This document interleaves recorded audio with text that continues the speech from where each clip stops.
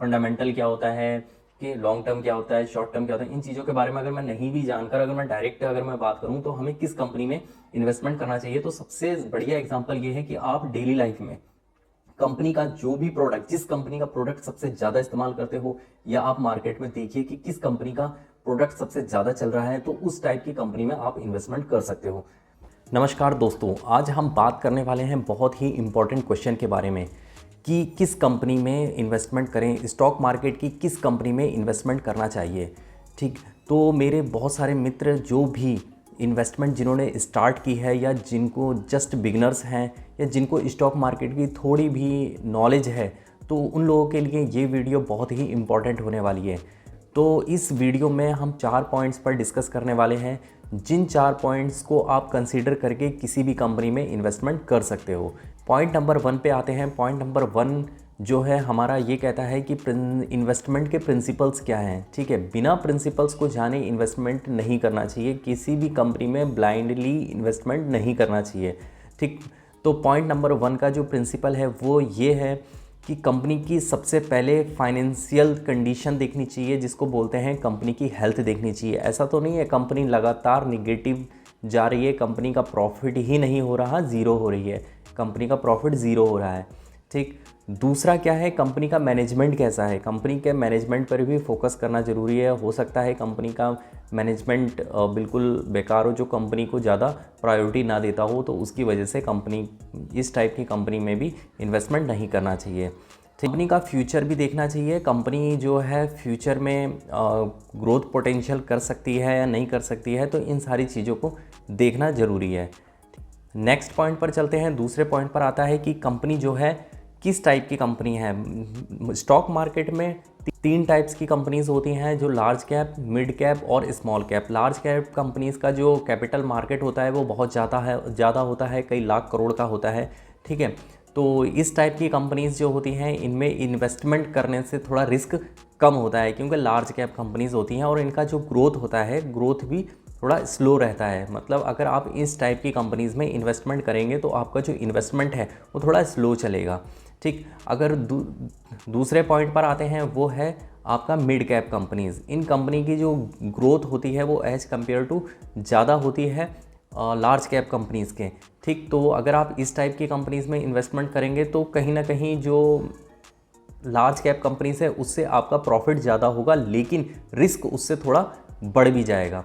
ठीक, इसी टाइप से आते हैं small cap company. Small cap companies वो होती हैं जो कंपनी जस्ट स्टार्टिंग हो रखी होती है, जो जस्ट स्टार्ट हुई हैं कंपनियां, तो उन कंपनियों में रिस्क पोटेंशियल बहुत ज़्यादा होता है, लेकिन रिवार्ड भी उसी तरीके से ज़्यादा होता है, मतलब आपको रिटर्न भी उसी टाइप से ज़्यादा मिलेगा। ठीक, तो कंपनी के टाइप्स को जानना भी ज़रूरी है इन्वेस्टमेंट करने से पहले। अब इसमें बात कर लेते हैं तीसरे पॉइंट पे, 2025 पर टॉप पिक्स क्या हो सकते हैं, मतलब कौन सी कंपनीज़ हो सकती हैं जिनमें हम इन्वेस्टमेंट करके अच्छा रिटर्न जनरेट कर सकते हैं। तो इसके लिए जो पहली कंपनी आती है वो बैंकिंग सेक्टर की है, HDFC बैंक। इसमें रिस्क बहुत ही कम है और आपको एक मीडियम टाइप का रिटर्न दे सकती है। सपोज अप्रॉक्सीमेट 12-15, स्टॉक मार्केट है, 12-15% का आपको रिटर्न दे सकती है। ठीक है, उसी टाइप से नीचे आ जाते हैं IT सेक्टर। IT सेक्टर में TCS या इन्फोसिस, ये भी लार्ज कैप कंपनीज़ हैं और इनमें आप इन्वेस्टमेंट करके अच्छा रिटर्न गेन कर सकते हैं, क्योंकि ये कंपनीज़ इंडिया के साथ साथ में आउटर कंट्रीज़ में भी अवेलेबल होती हैं, मतलब आउटर कंट्रीज़ में भी इनका बिजनेस चल रहा है। ठीक है, उसके बाद आ जाती है नई टाइप की इंडस्ट्रीज़, नई टेक्नोलॉजी, जो डिजिटल बेस्ड कंपनीज़ हैं, लाइक जोमेटो आ गई है, नाइका आ गई है। जोमेटो में फूड डिलीवरी ऑनलाइन सब कुछ चल रहा है, तो इस टाइप की कंपनीज़ में भी आप इन्वेस्टमेंट कर सकते हैं, लेकिन इनमें इन्वेस्टमेंट से रिस्क ज़्यादा हो सकता है, जो क्योंकि ये नई कंपनीज़ हैं, इनमें थोड़ा टाइम लग सकता है या आपका रिटर्न थोड़ा निगेटिव हो सकता है। रिस्क ज़्यादा है क्योंकि आप जितनी नई कंपनीज़ में इन्वेस्टमेंट करोगे उतना ज़्यादा रिस्क होने के चांसेस है। अब तीसरी मैं ये बात कहना चाहता हूँ, ये कोई मेरी फाइनेंशियल एडवाइस नहीं है कि आप इन कंपनीज़ में जाके इन्वेस्टमेंट करो। अपने फाइनेंशियल एडवाइजर से एडवाइस लो, तो उसके बाद में ही, या फिर अपना एनालिसिस खुद करो, उसके बाद में ही आप अपने डिसीजन पर इनमें इन्वेस्टमेंट कर भी सकते हो, नहीं भी कर सकते हो, वो आपके ऊपर डिपेंड करता है। लास्ट पॉइंट है, वो पॉइंट है लॉन्ग टर्म या शॉर्ट टर्म। कंपनी में इन्वेस्टमेंट करने से पहले अपना गोल देख लें कि आप कितने समय के लिए आप इन्वेस्टमेंट करना चाहते हैं या आपको उस पैसे की कब जाके ज़रूरत है, तो उस हिसाब से आप इन्वेस्टमेंट कर सकते हैं। लॉन्ग टर्म इन्वेस्टमेंट जो होता है 3 साल से या 5 साल से स्टार्ट होकर 10 साल तक या उससे लंबे समय तक के लिए जाता है। शॉर्ट टर्म इन्वेस्टमेंट जो होता है जो कुछ महीनों से लेकर कुछ सालों तक, जैसे मैक्सिमम 1 ईयर या 2 ईयर तक जाता है, इसको शॉर्ट टर्म इन्वेस्टमेंट कह सकते हैं। ठीक है, शॉर्ट टर्म इन्वेस्टमेंट आप अपने डिसीज़न पर ले सकते हैं कि हमें कितने समय के बाद इतने रुपए की ज़रूरत है या नहीं है, उस हिसाब से आप इसमें इन्वेस्टमेंट कर सकते हैं शॉर्ट टर्म।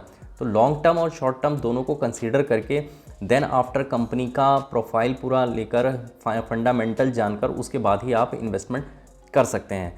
ठीक, अब प्रैक्टिकल चीज़ पर आ जाते हैं कि प्रैक्टिकल चीज़ सपोज किस कंपनी में इन्वेस्टमेंट करूं। अगर मैं नॉर्मल एक क्वेश्चन की बात करूं कि मैं किस कंपनी में, मैं ज़्यादातर नहीं जानना चाहता कि फंडामेंटल क्या होता है, कि लॉन्ग टर्म क्या होता है, शॉर्ट टर्म क्या होता है, इन चीज़ों के बारे में अगर मैं नहीं भी जानकर अगर मैं डायरेक्ट अगर मैं बात करूं तो हमें किस कंपनी में इन्वेस्टमेंट करना चाहिए, तो सबसे बढ़िया एग्जाम्पल ये है कि आप डेली लाइफ में कंपनी का जो भी प्रोडक्ट, जिस कंपनी का प्रोडक्ट सबसे ज़्यादा इस्तेमाल करते हो, या आप मार्केट में देखिए कि किस कंपनी का प्रोडक्ट सबसे ज़्यादा चल रहा है, तो उस टाइप की कंपनी में आप इन्वेस्टमेंट कर सकते हो।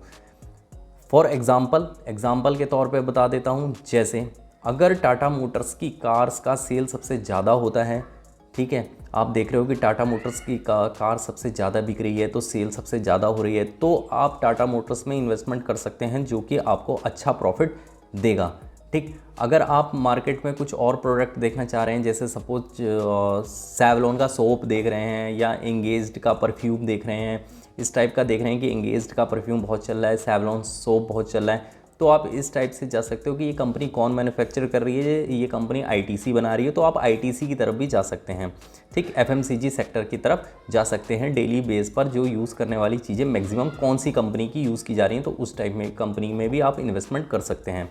ठीक, एक लास्ट जो ऑप्शन है मैं आपको बता देता हूँ, अगर आप किसी कंपनी में जॉब करते हो, तो आप लिमिटेड कंपनी है उसमें जॉब करते हो, तो आप देख सकते हो कि इस कंपनी का ग्रोथ कैसा है, क्योंकि आप उस कंपनी के अंदर वर्क कर रहे हो। अंदर वर्क करने से आपको उस कंपनी के हेल्थ के बारे में कंप्लीट नॉलेज होगी कि हाँ कंपनी मेरी ग्रो कर रही है, मैं इस कंपनी में इन्वेस्टमेंट करूँगा तो क्या होगा, मेरा फ्यूचर ग्रोथ भी अच्छा होगा। ठीक, क्योंकि जो इंटरनल पर्सन होता है वो बहुत ज़्यादा जानकारी रखता है कंपनी के बारे में, तो वो उस कंपनी के साथ साथ में अपना भी ग्रो कर सकता है। तो आप इस टाइप से भी कंपनी में इन्वेस्टमेंट कर सकते हो। अगर आपको वीडियो पसंद आई हो तो लाइक करना ना भूलें, चैनल को सब्सक्राइब करें, और अगर इस वीडियो के अंदर अगर आपको किसी भी पॉइंट की डिटेल इन्फॉर्मेशन चाहिए तो आप कमेंट कर सकते हैं, मैं उस पर डिटेल इन्फॉर्मेशन वाली वीडियो आप तक पहुंचा दूंगा। और फिर मिलते हैं नेक्स्ट वीडियो में किसी नेक्स्ट टॉपिक के साथ, तब तक के लिए धन्यवाद।